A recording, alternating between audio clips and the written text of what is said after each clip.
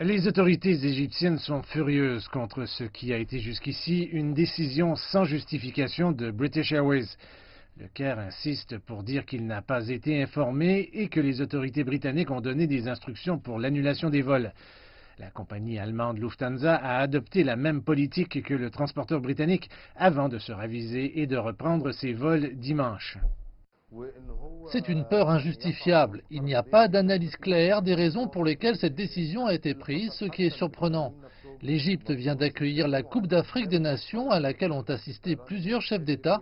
La sécurité n'était pas un problème du tout.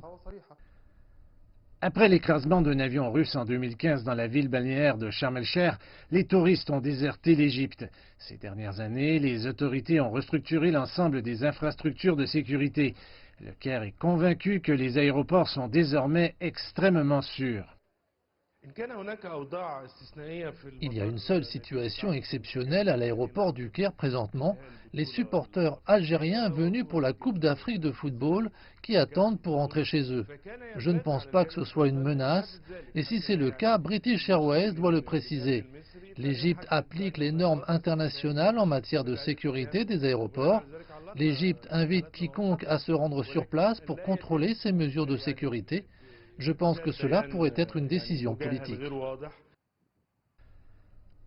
2018 a été la meilleure année dans le secteur du tourisme depuis le début de la reprise de l'industrie en 2016. 2 millions de touristes allemands et britanniques ont visité le Caire et les stations balnéaires égyptiennes l'année dernière.